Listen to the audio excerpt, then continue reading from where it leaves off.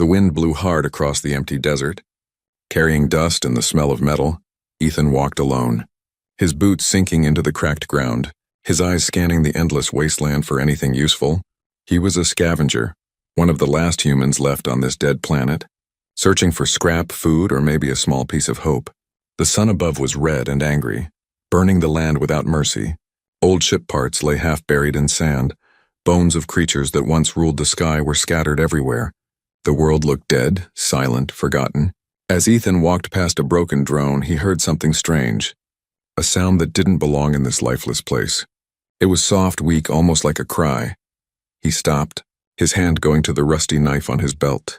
Again the sound came, a whimper, then a faint voice.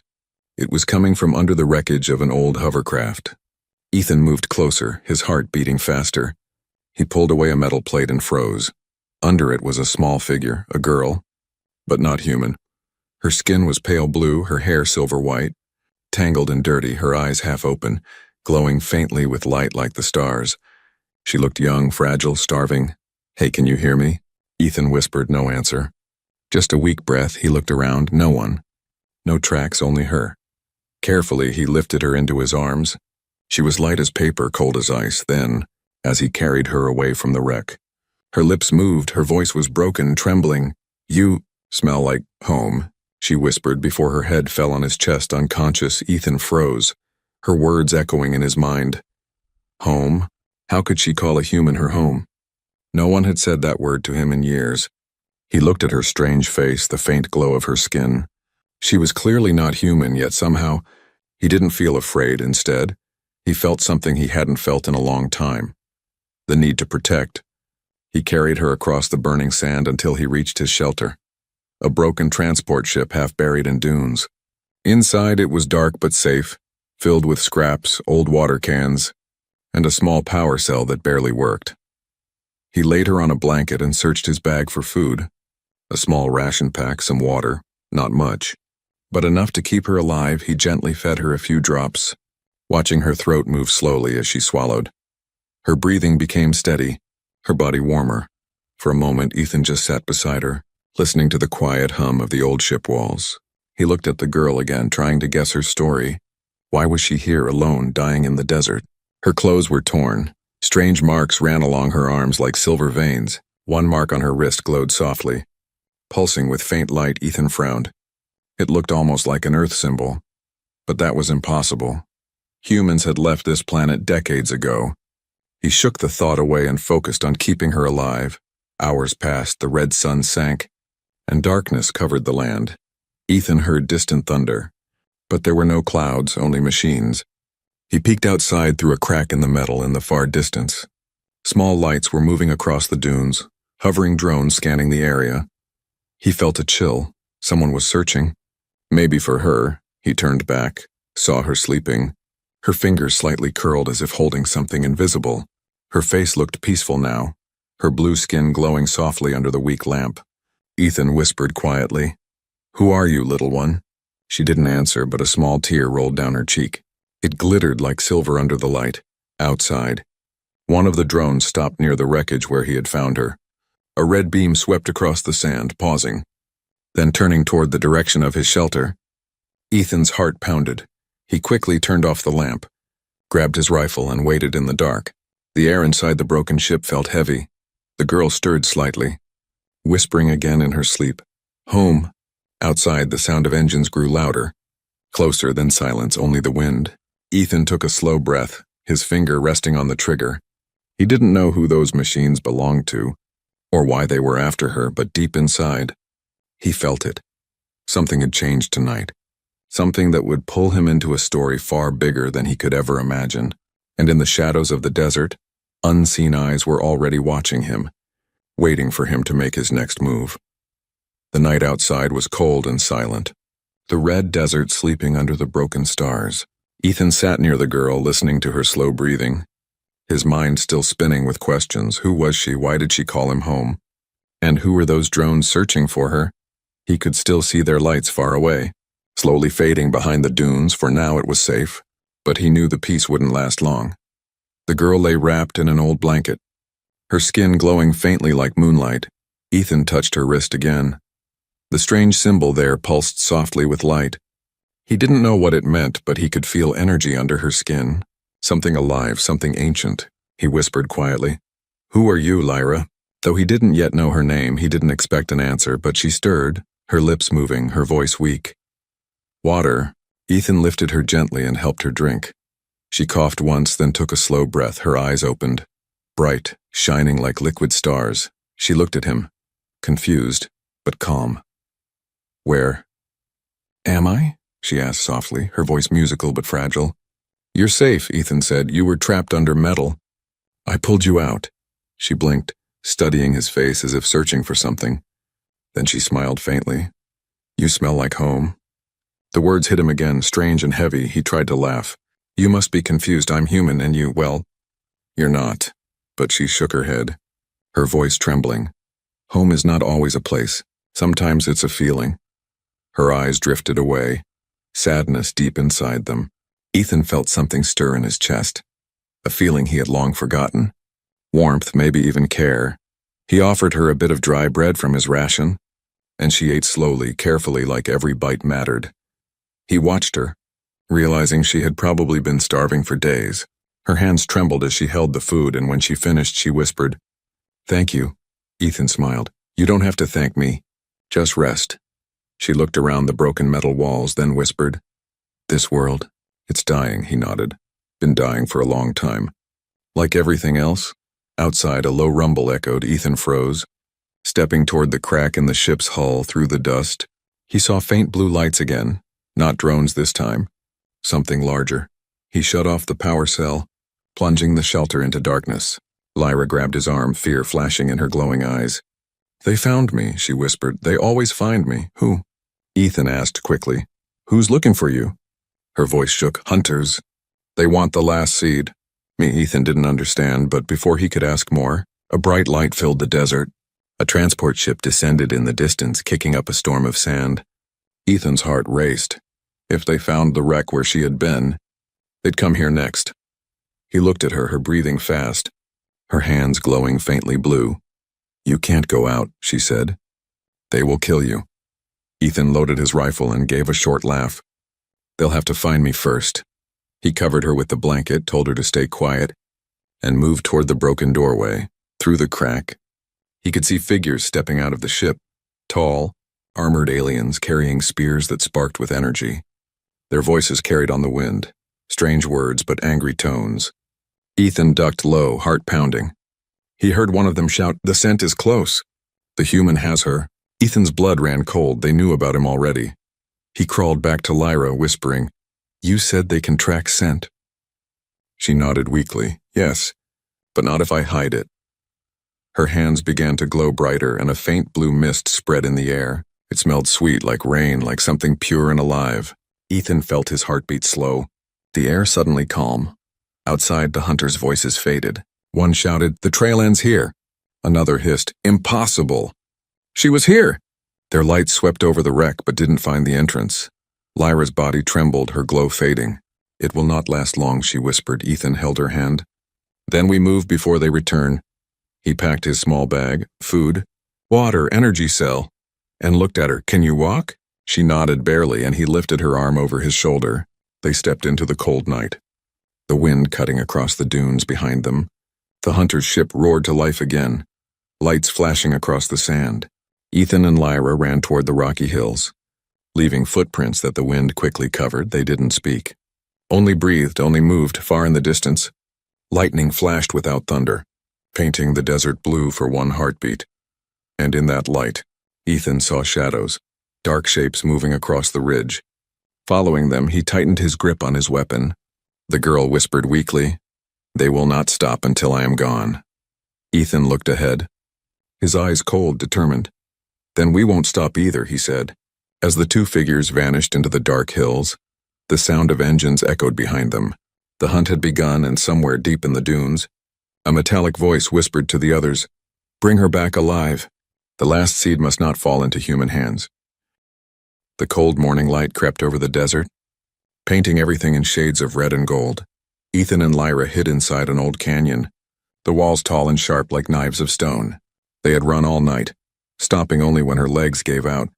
Now, as she rested against the rocks, her breathing shallow but steady, Ethan stood guard, scanning the horizon with tired eyes. The desert looked quiet, but he knew better.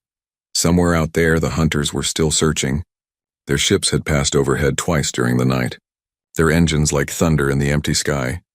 Ethan gripped his rifle tighter, his body tense, his mind sharp. He couldn't afford mistakes now, not when someone wanted her so badly. Lyra opened her eyes slowly, her blue glow faint in the morning light. "They won't stop," she whispered. "They need me. For what's inside me." Ethan crouched beside her. "You keep saying that. What's inside you?" She hesitated, her fingers tracing the glowing mark on her wrist.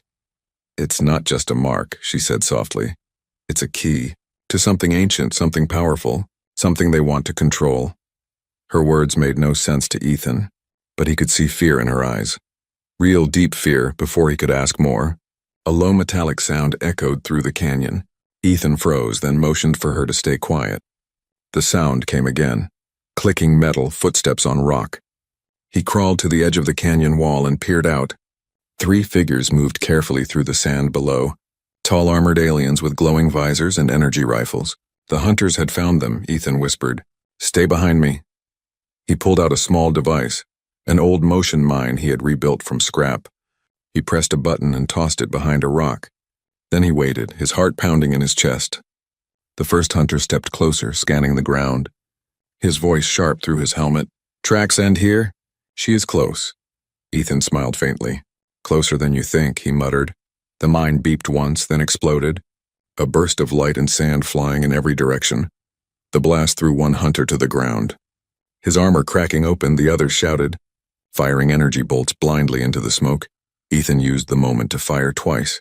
His old rifle kicking hard in his hands, one shot hit a visor. Another burned through armor. Lyra covered her ears, the sound echoing through the canyon like thunder. When the dust settled, 2 hunters were down. But the third, taller and stronger, stepped out of the smoke with rage in his eyes. His armor was black and marked with red symbols, his voice cold and mechanical. "Human," he growled. "You have no place in this war." Ethan raised his weapon. "Too late, I'm already in it." The hunter charged forward. Swinging a blade that hummed with energy, Ethan dodged, the blade cutting through rock like butter. He fired again, but the alien blocked it with a shield that shimmered like glass. The two clashed, dust rising around them. Ethan used every trick he knew, feints, kicks, sudden strikes, fighting not for victory but for survival. He ducked under a swing and jammed a knife into the alien's side, sparks flying as metal met flesh. The alien roared, grabbing Ethan by the throat, lifting him off the ground. Lyra cried out, her eyes glowing brighter, her hand raised toward them. The mark on her wrist flared with blinding light. A wave of blue energy burst from her palm. It hit the alien full force, throwing him back into the rocks. The canyon shook, sand pouring down from above.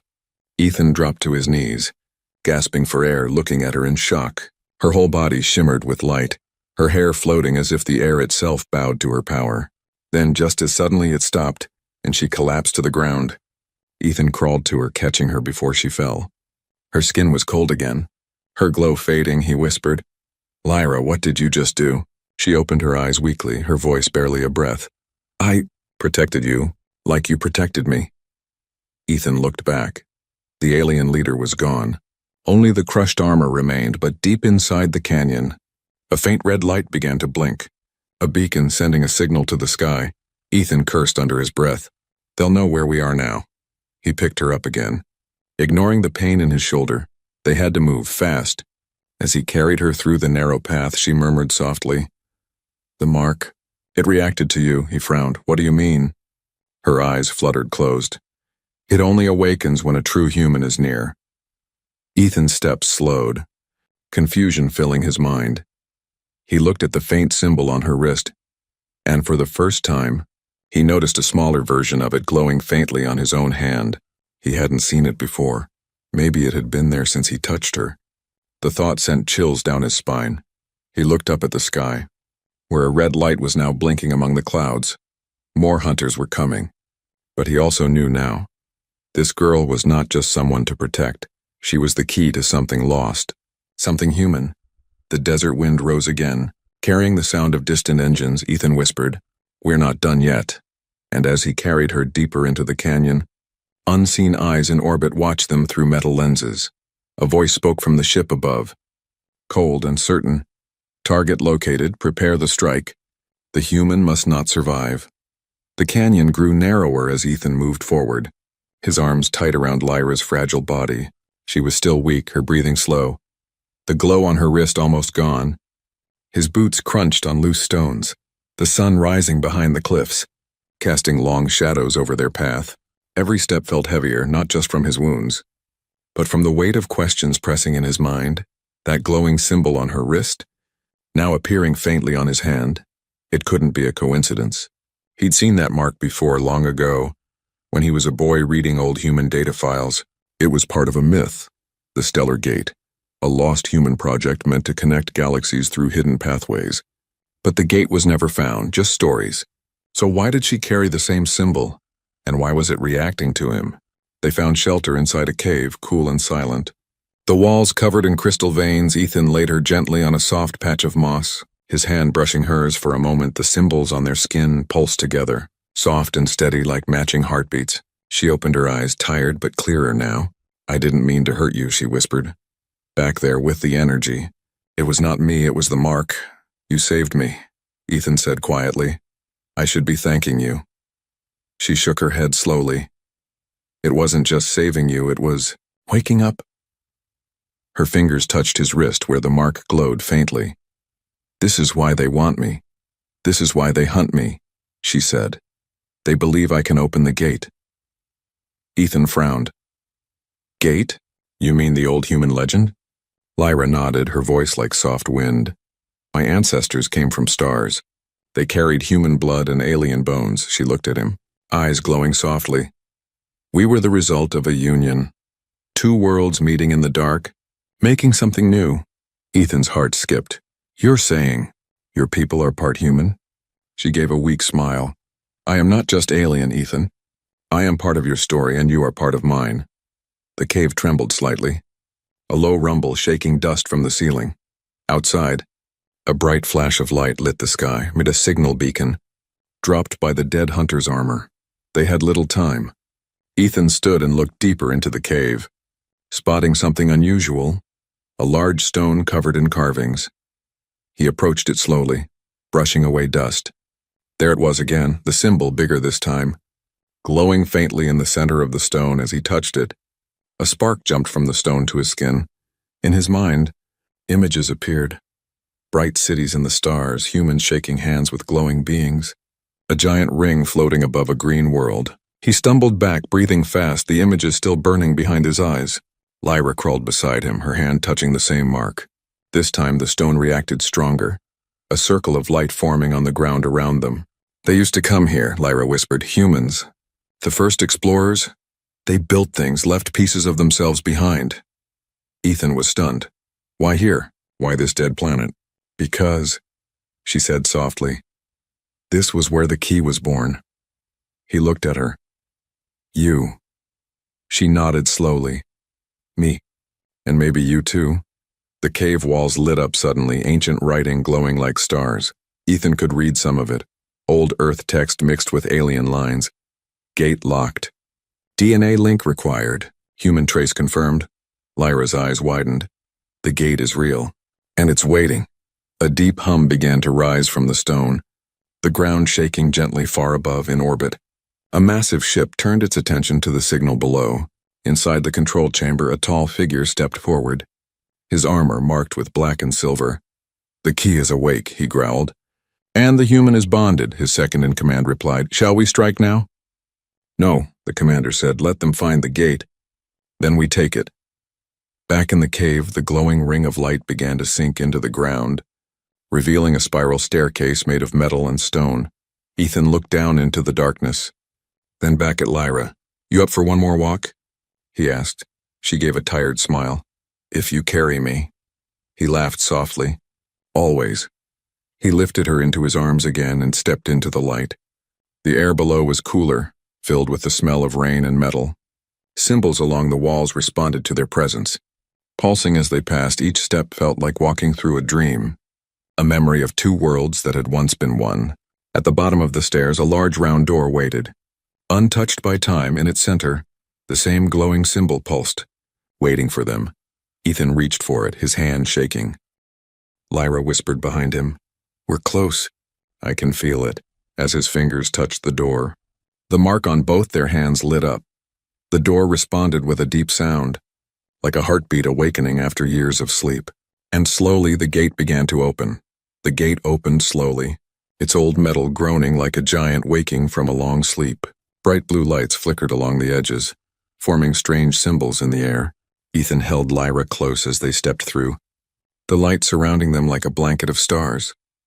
What waited inside was not what he expected. It wasn't empty or broken or dead, it was alive. Inside the mountain was a hidden colony. Domes of glass, towers built from stone and metal, all glowing with soft light. Strange plants grew from the walls, humming quietly, like they were singing in a language only the wind could hear. Clean air filled his lungs, rich with the smell of green things, rain, and distant fire. It didn't feel like a ruin, it felt like home. Lyra opened her eyes wider, wonder spreading across her tired face. "I know this place," she whispered. "It was a dream. A story told to every child in my clan." Ethan looked around, confused. "What is this place?" She pointed to one of the towers where a broken human flag still hung from its top. "This was where the first union happened, where humans and my kind lived together." They walked slowly, passing through the strange, empty city. Statues lined the roads, and half human, half alien, standing side by side, holding hands. Old machines hummed in the corners. Still active after all these years, on one wall, Ethan found a screen blinking faintly. He pressed it, and a recording started, a human voice. "Tired but hopeful. We failed to reach Earth, but we succeeded here," the voice said. "Our children will carry both our blood and our dreams." Lyra placed her hand on the screen, her symbol glowing brighter. The walls responded, lights spreading across the room, showing maps, records, names of families that once lived here. And there, in the records, was a photo, a human man, tall and strong, standing next to a woman with glowing skin and silver eyes. Below it, two small children with mixed features smiled up at the camera. Lyra stepped back slowly, her hands shaking. "That's my great-grandmother," she whispered. Her voice breaking, Ethan looked at her in shock. Your bloodline began here." She nodded, tears in her eyes. "This is proof. We were not just survivors. We were loved." Ethan felt something deep stir inside him. Not just wonder, but pride. Humans had not just left a mark here. They had created a future, but the moment was short. A warning light flashed on the old screen. "Signal detected, orbit presence, confirmed strike." "Incoming," Ethan cursed. "They tracked us." Lyra turned to him, fear in her voice. "We have to warn them." He stopped her. "There's no one left here." She shook her head. "No, there are still protectors. They sleep. They wait." She ran ahead toward a tall building, her steps stronger now. Ethan followed quickly, unsure what she meant. Inside the tower was a chamber filled with stasis pods, rows and rows of them. Glowing faintly blue, inside each one was a being. Some looked human. Others looked like her, and some were something in between. "They protected the gate, they protected our story," she said. But they were put to sleep when the war came. A screen lit up in the center of the room. "Pod control. Manual activation." Ethan looked at her. "Are you sure?" She nodded. "If we don't wake them now, everything will end." He pressed the button, and the room shook slightly, steam hissed. The pods began to glow brighter, and soft heartbeats echoed through the floor, one by one. The pods opened. Eyes blinked, bodies moved. A man stepped out, tall, with silver hair and skin like polished stone. He looked at Lyra, then at Ethan, and smiled faintly. "Home has returned," he said in a deep voice. More protectors woke, and in moments, the room was alive with voices. They gathered quickly, their bodies still weak but their minds clear. Lyra spoke to them in her native tongue. She told them of the hunters, of the symbol, and of the human who helped her. They listened, nodding slowly. The leader placed a hand on Ethan's shoulder. "You carry the spark," he said. "The gate responds to both of you. Outside." The sky rumbled again. The enemy ship had entered the atmosphere. Red lights blinking like angry eyes. One of the protectors pointed to a control panel. "We can't fight them with weapons, but we can shield the city." "Give you time to escape." Lyra stepped forward, her voice strong. "No, we don't run anymore." Ethan nodded. We fight not with war, but with truth. He turned to the others. Let's show them what real humans left behind. The old colony woke fully. Machines coming to life, lights burning bright. Above the mountains, the enemy ship prepared to strike. But below, in the hidden heart of the world, humanity was rising again, and this time they were not alone. The sky burned red as the enemy ship hovered above the ancient valley. Its shadow fell over the glass domes and glowing towers of the hidden colony. Inside the mountain, the protectors stood ready, silent and tall, their eyes glowing with power from long ago. Lyra stood at the front, her body weak but her spirit blazing with fire. Beside her, Ethan checked his old rifle one last time, even though he knew bullets wouldn't win this fight. Outside, the ship's loudspeakers screamed across the land. Return the seed, and the human will be spared. Lyra looked at Ethan, her voice steady. They lie, they will never spare you. He smiled faintly. Then we don't give them anything. The protectors gathered around a glowing platform, the old colony's shield corps. They poured their energy into it, their symbols lighting up one by one. A giant dome of blue light began to rise over the valley. The shield would hold, but only for a short time. High above, inside the enemy ship, the commander watched with cold eyes. Activate pulse cannon, he said. Destroy the city. Bury their history forever. The cannon charged with a low hum. Glowing red hot, seconds later it fired. The beam struck the shield with a roar like a volcano. The earth shook, towers cracked, and lights flickered, but the shield held for now. Ethan helped Lyra to the central tower, the heart of the old colony. There, a forgotten console waited, its surface dusty and glowing faintly. It needs both of us, Lyra said. Only together can we unlock the memory gate. Ethan looked down at the symbols on his hand and hers. Now glowing bright and warm, he nodded. Let's show them who we are. They placed their hands on the console. A deep hum echoed through the chamber. The tower lit up from top to bottom. A beam of light shot into the sky, cutting through the clouds. It wasn't a weapon, it was a signal. A call to anyone, anywhere, who still remembered Earth. The enemy commander saw the light and grew furious. They're broadcasting, he growled. End it now, he ordered his soldiers to deploy. Dropships fell from the sky like burning stars. Metal beasts with weapons and sharp claws stepped onto the valley floor. The protectors met them at the edge of the shield. Energy blades clashed, explosions filled the air. Ethan ran with Lyra toward the top of the tower. Every step shook with distant blasts. Every corner glowed with the memories of old Earth. At the top they found a final door, and behind it, a room full of ancient star maps and human voices. The room lit up as they entered. A message played on the walls. A woman's voice speaking from centuries ago. If you find this, it means our story lived on, the voice said.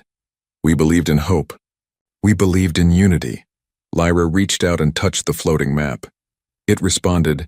It showed nearby star systems and then, far away, Earth's signal. Still faint, still alive. Ethan stared at it, his voice soft. We can send a message home. Lyra nodded. Tears in her eyes. Let them know we survived below. The shield began to fail, cracks spreading through it like spiderwebs. One protector fell, then another. Their strength fading, the enemy leader landed, stepping through the broken barrier with his elite guards. Too late, he said, walking toward the tower. The seed belongs to us. Ethan and Lyra stood at the top as the door behind them blasted open. The enemy entered, weapons ready. The leader pointed at Ethan. Step away from her, but Ethan didn't move. Instead, he held Lyra's hand tighter. You want the key, he said. Then you'll have to face both of us. The symbols on their skin pulsed like never before. The room around them shimmered, the very air changing. The light from the map spread, wrapping around them like armor. Lyra floated slightly, her voice now strong. We are not your weapon. We are your end, the enemies fired. But the blasts stopped mid-air. Caught by invisible force, a shockwave burst from Ethan and Lyra. Throwing the attackers back, the walls of the tower glowed. Ancient energy rising from the floor. Outside, the remaining protectors stood tall once more, their strength restored by the pulse from the tower. The enemy leader looked up. Eyes wide, he whispered, "What are they?" And then, a second beam of light shot from the colony into the sky. This time a response came, from deep in space. Hundreds of old human ships stirred. A signal had reached them, a voice long thought lost.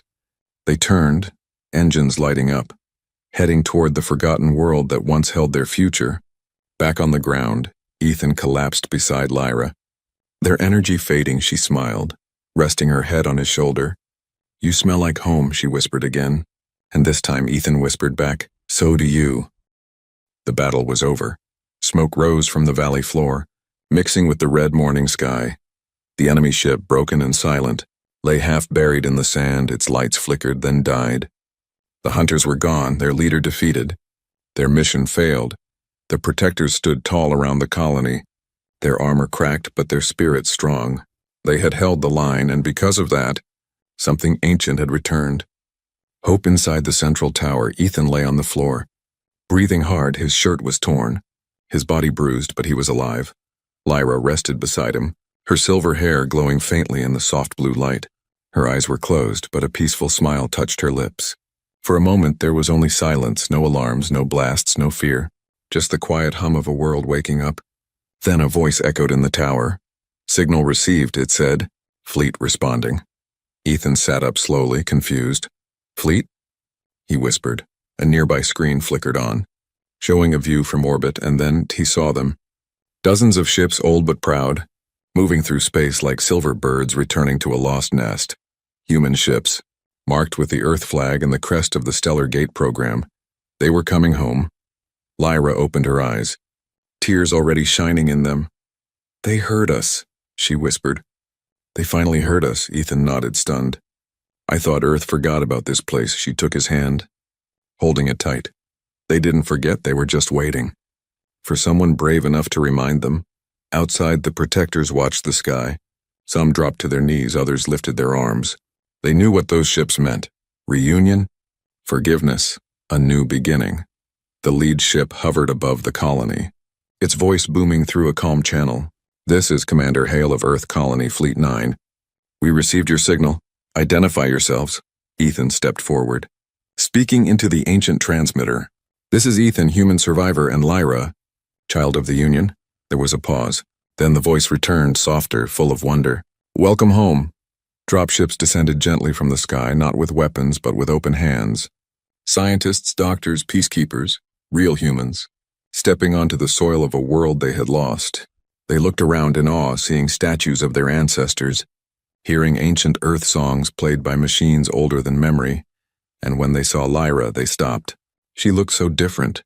Glowing skin, silver hair, alien eyes. But there was something familiar too. Her smile, her strength, her kindness. One young officer stepped forward. "Are you one of us?" he asked. Lyra nodded.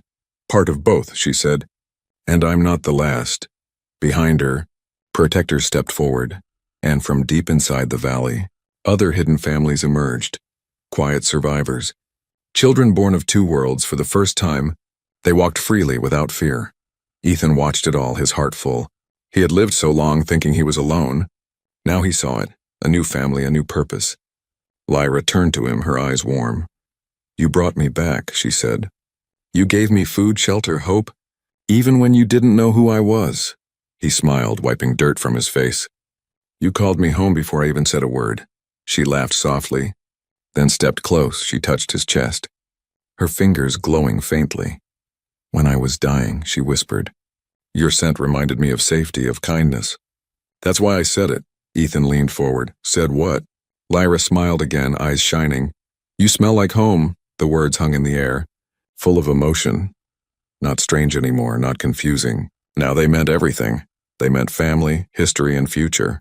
The new human crew set up a camp near the colony, sharing stories and plans. They recorded everything in the buildings, the machines, the messages from long-lost ancestors. They didn't see Lyra and her people as aliens. They saw them as bridges, connections to a past humanity had once buried in silence, and now embraced again as the sun began to set. Ethan stood on a tall platform looking out over the valley. Lyra joined him, her hand in his. "Will you go back to Earth?" she asked gently. He thought for a moment, then shook his head. "I think my home is right here," he said, smiling. "With you." She rested her head on his shoulder, her voice a whisper. "I always hoped someone would come." Ethan looked up at the stars. "We came, and we're not leaving again." The night fell, calm and quiet above them. Human ships circled gently like stars returning to their places. Below, two souls. One human, one not, stood together not as strangers, but as a sign that even across the galaxy, home is not just a place, it's a person, it's a feeling. It's the one who holds your hand when the world forgets you and says with quiet truth, you smell like home.